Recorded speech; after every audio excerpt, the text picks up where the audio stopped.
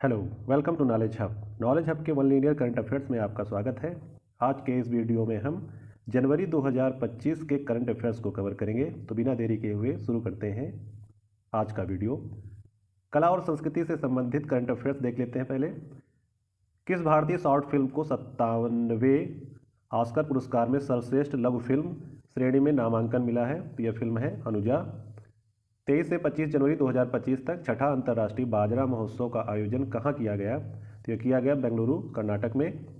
हाल ही में किसने ओडिशा राज्य के जाजपुर जिले में रत्नागिरी बौद्ध स्थल पर 1200 साल पुराना बौद्ध मठ खोजा है? तो यह भारतीय पुरातत्व सर्वेक्षण यानी ASI ने खोजा है।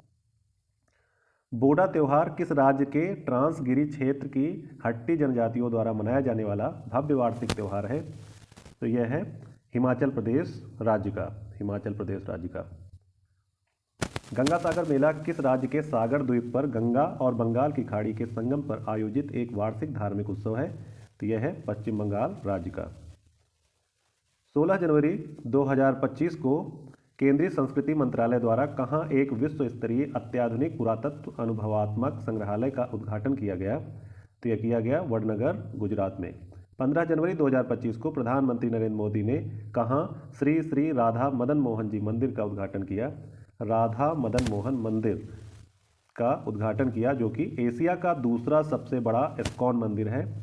तो यह है नवी मुंबई के खारघर में। नवी मुंबई के खारघर में स्थित है एशिया का दूसरा सबसे बड़ा इस्कॉन मंदिर। तमिलनाडु में मनाया जाने वाला फसल उत्सव पोंगल को त्रिपुरा में किस नाम से जाना जाता है? तो ये जाना जाता है हंगराई के नाम से। हंगराई। 12 जनवरी 2025 को शुरू गान नगाई उत्सव किस राज्य के जेलियांगग्रोंग समुदाय का सबसे बड़ा सांस्कृतिक और धार्मिक फसल कटाई के बाद का उत्सव है? यह है मणिपुर का।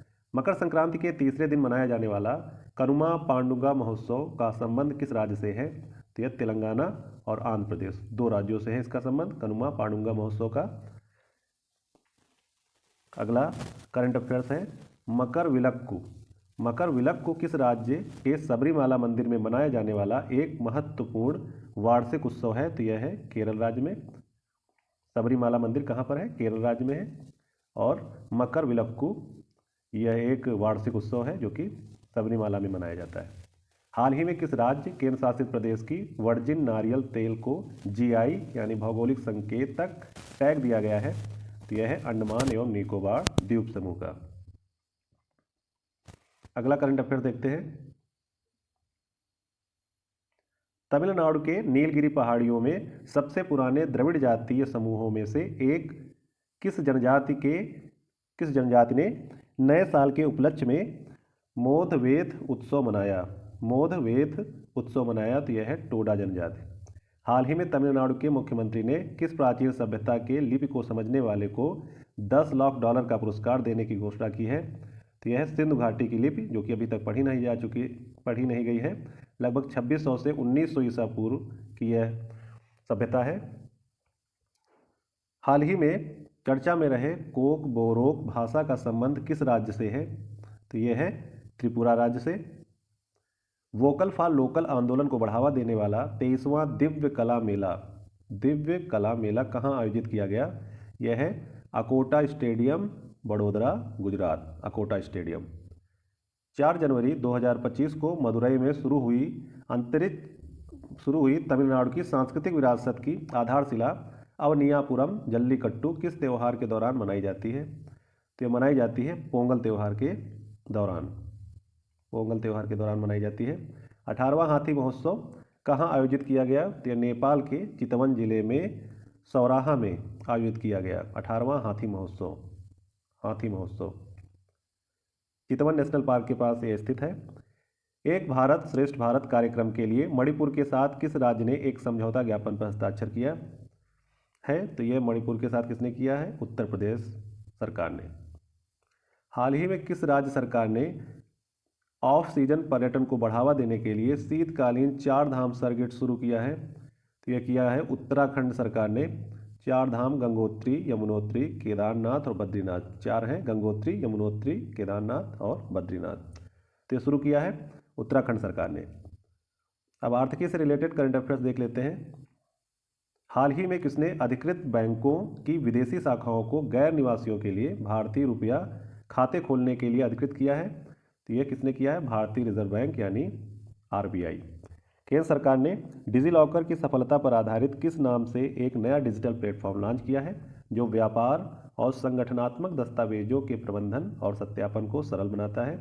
तो यह है एंटिटी लॉकर। भारतीय उद्योग परिसंघ सीआईआई ने वित्तीय वर्ष 2025-26 में भारत की सकल घरेलू उत्पाद यानी जीडीपी में कितने प्रतिशत की वृद्धि का अनुमान लगाया है? तो अनुमान लगाया है 7% का। भारतीय रिजर्व बैंक आरबीआई ने शहरी सहकारी बैंकों के लिए बुलेट रीपेमेंट स्कीम के तहत गोल्ड लोन की मौद्रिक सीमा 2 लाख रुपए से बढ़ाकर कितने रुपए कर दी है? तो यह कर दी है दुगना 4 लाख रुपए। 18 जनवरी 2025 को प्रधानमंत्री नरेंद्र मोदी द्वारा स्वामित्व योजना के तहत कितने संपत्ति कार्ड वितरित किए गए जो भारत के ग्रामीण सशक्तिकरण प्रयासों में एक प्रमुख मील का पत्थर है? तो यह है 65 लाख से अधिक। 65 लाख से अधिक। हाल ही में किसके द्वारा भारत के रबर उद्योग को वैश्विक स्तर पर बढ़ाने और घरेलू उत्पादन को बढ़ावा देने के अपने प्रयासों के तहत ISNR यानी भारतीय सतत प्राकृतिक रबर और INR कनेक्ट नामक 2 नई पहल शुरू की है? तो यह है भारतीय rubber board. PhD chamber of commerce and industry के अनुसार भारत 2026 तक किस देश को पीछे छोड़कर दुनिया की चौथी सबसे बड़ी अर्थव्यवस्था बनने की राह पर है? तो चौथा देश है जापान। जापान को पीछे छोड़कर उस जगह पर भारत आ जाएगा 2026 तक। इसके बाद अगला करंट अफेयर देखते हैं। उपभोक्ता मूल्य सूचकांक CPI द्वारा मापी गई भारत की खुदरा मुद्रास्फीति नवंबर में 5.48% से घटकर दिसंबर 2024 में कितना प्रतिशत हो गई जो 4 महीने का निचला स्तर है? तो यह हो गई है 5.22%। हाल ही में वित्त मंत्रालय के वित्तीय सेवा विभाग के सचिव M नागराजू ने नई दिल्ली में किस नाम से पुनर्निर्मित नीलामी प्लेटफॉर्म का शुभारंभ किया है? तो यह है बैंकनेट पोर्टल। बैंकनेट पोर्टल। अब खेल से संबंधित करंट अफेयर देख लेते हैं जो जनवरी 2025 में हुई है। 31 अक्टूबर से 27 नवंबर 2025 तक आयोजित फिडे शतरंज विश्व कप की मेजबानी कौन सा देश करेगा? तो ये करेगा भारत। विश्व पिकलबॉल लीग का पहला संस्करण का आयोजन कहाँ किया गया? तो ये किया गया मुंबई, महाराष्ट्र में।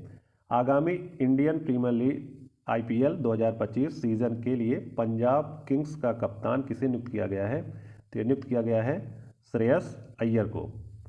श्रेयस अय्यर को पंजाब किंग्स का कप्तान नियुक्त किया गया है।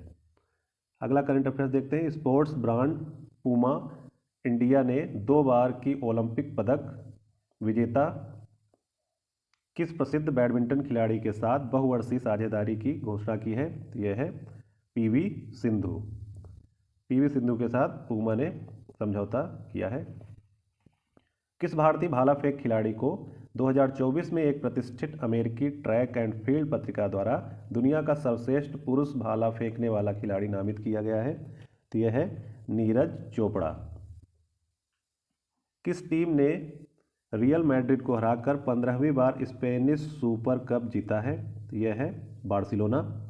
हाल ही में लंबी कूद की किस खिलाड़ी को भारतीय एथलेटिक्स महासंघ के 9 सदस्यीय एथलीट आयोग का अध्यक्ष नामित किया गया है? तो यह है अंजू बॉबी जॉर्ज। खो खो विश्व कप के प्रथम संस्करण का आयोजन 2025 में कहाँ शुरू हुआ? तो यह है नई दिल्ली। खो खो विश्व कप के प्रथम संस्करण का आयोजन 2025 में नई दिल्ली में आयोजित हुआ। किस भारतीय स्क्वैश खिलाड़ी ने मिस्र की मलिका एल कारसी को हराकर ब्रिटिश जूनियर ओपन अंडर 17 का खिताब जीता है? तो ये जीता है अनहद सिंह ने। इंटरनेशनल क्रिकेट काउंसिल ICC ने किस भारतीय तेज गेंदबाज को दिसंबर 2024 के लिए प्लेयर ऑफ द मंथ चुना है? तो यह है जसप्रीत बुमराह।